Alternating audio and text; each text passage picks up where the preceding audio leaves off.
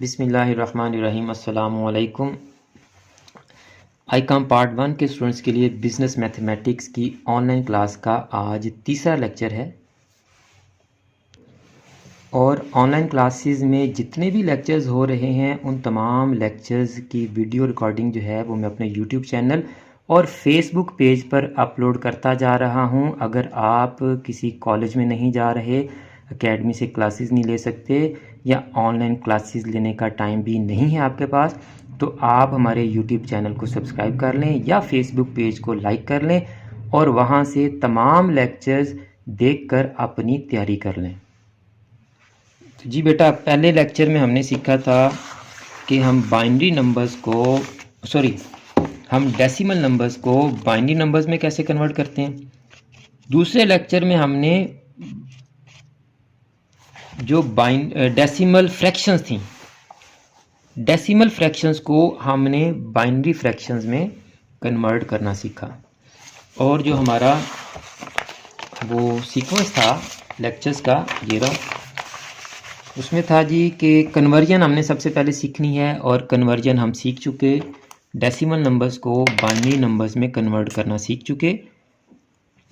आज हम binary numbers को डेसिमल नंबर्स में कन्वर्ट करना सीखेंगे। आज हम बाइनरी नंबर्स को डेसिमल नंबर्स में कन्वर्ट करना सीखेंगे। आज का टॉपिक बहुत आसान है।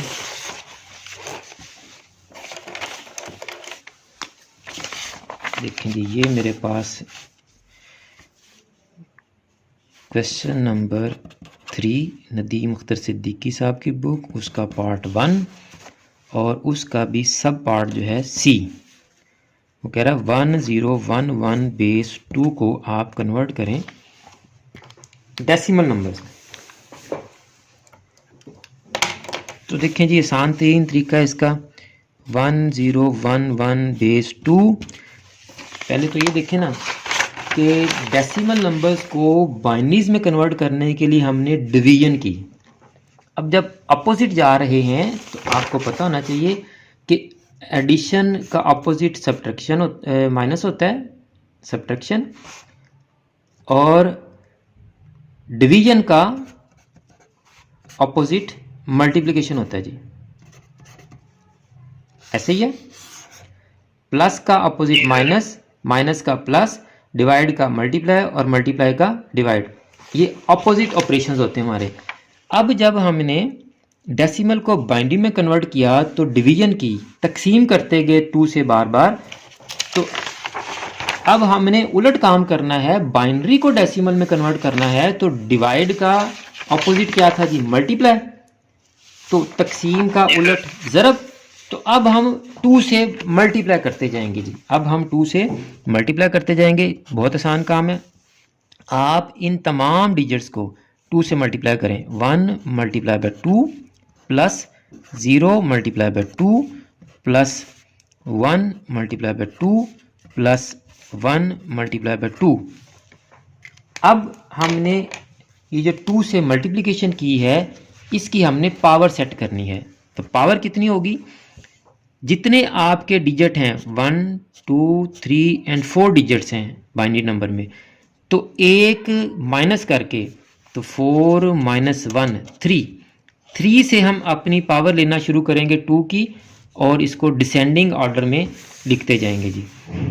3 2 1 एंड 0। अब देखें जी, 1 multiply by 2 raise to power 3। अब ये भी मैं डिटेल से बता देता हूँ। 2 रेज़ टू पावर 3 का क्या मतलब है? 2 रेज़ टू द पावर 3 का मतलब है 2 को 3 टाइम मल्टीप्लाई करें। 2 को 3 से मल्टीप्लाई नहीं करना, 2 को 3 से ज़रब नहीं करनी, बल्कि 2 को 3 मरतबा ज़रब करनी है 2 से ही। 2 टू द 4 4 टू द 8 8 आ गया जी हमारा। और 8 को जब 1 से मल्टीप्लाई करेंगे तो 8 1 ज़र 8, प्लस जब भी 0 से मल्टीप्लिकेशन हो रही होगी तो आपने उसकी पावर को सिंप्लीफाई नहीं करना, क्योंकि आप जितनी भी पावर्स को सिंप्लीफाई कर लेंगे एंड पे जब 0 से मल्टीप्लाई होगा तो वो 0 ही हो जाएगा। इसलिए आंखें बंद करके 0 लगा दें, नो नीड टू कैलकुलेट। अब आ जाए जी, प्लस 2 रेज़ टू पावर 1, यानी कि 2 को एक ही दफ़ा मल्टीप्लाई करेंगे तो वो 2 वही रहेगा, सेम रहेगा। 1 से नहीं मल्टीप्लाई करना, 2 अकेला एक ही है, तो वो 2 1 ज़र 2 प्लस जब किसी भी नंबर की पावर 0 होती है तो वो इज इक्वल टू क्या होता है जी 1, ये याद रखना आपने। 2 raise power 0 is equal to 1, तो 1 1 ज़र 1, तो ये हमारा आ गया 11, ये आ गया 11। इसको अगर आप क्रॉस चेक करना चाहते हैं तो कर लें जी, 11 को दोबारा से बाइनरी में कन्वर्ट करके देख लें जी, क्योंकि ये हम प्रोसीजर सीख चुके हैं। 2 5 ज़र 10, 1 रिमाइंडर, 2 2 ज़र 4, 1 रिमाइंडर, 2 1 ज़र 2, 1 और 0 रिमाइंडर। तो जब आप इसको इस तरह से लिखेंगे तो देखें जी 11 इज इक्वल टू 1011 बेस 2 और 1011 बेस 2 डेसिमल का 11 ही आया था जी। ठीक है जी, आज का काम जो है वो आसान है, तो इसलिए ये आपने अपनी वो जो आपके पास है मोहम्मद अब्दुल्ला साहब की बुक, वहाँ से करना चाहें वहाँ से कर लें, यहाँ से करना चाहें यहाँ से कर लें। एक थोड़ा बड़ा क्वेश्चन भी मैं कर देता हूँ जी पार्ट, ताकि समझ आ जाए अच्छी तरह से। जी पार्ट हमारे पास है जी 100 100 10 बेस 2। अब हमने क्या करना है कि इन तमाम डिजिट्स को 2 से मल्टीप्लाई करते जाना है। 1 is multiply by 2 plus 0 is multiply by 2 plus 0 is multiply by 2 इस तरफ से।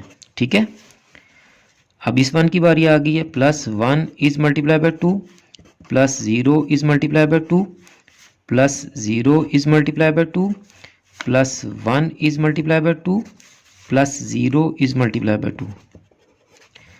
अब हमने पावर लेनी है इन तमाम जो भी हमने मल्टीप्लाई किए हैं 2 उनकी, तो डिजिट काउंट करेंगे जी। अब हम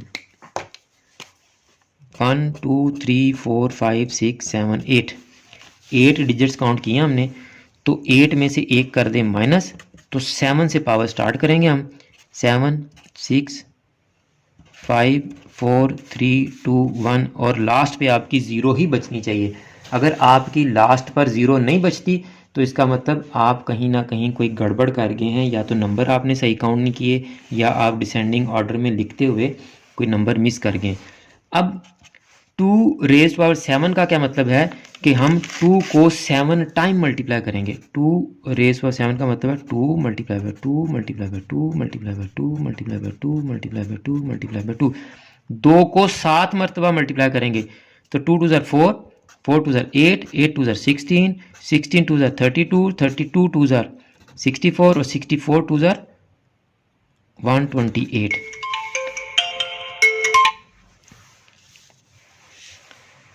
तो ये आ गया आपके पास 128। अब हम 2 रेज़ पावर 6 फाइंड आउट करेंगे, तो मुस्तफा आप मुझे बताएंगे 2 रेज़ पावर 6 कितना आता है जी?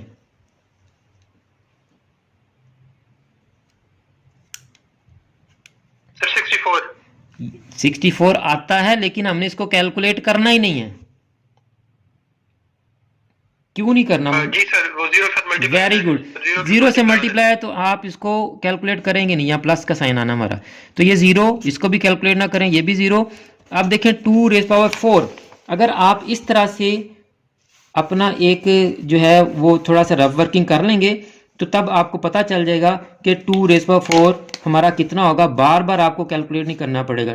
3 4 5 6 एंड 7, क्योंकि मैक्सिमम से हम मिनिमम की तरफ जा रहे हैं, तो आपको ये सारी मल्टीप्लिकेशन सारी पावर्स फाइंड आउट करनी है।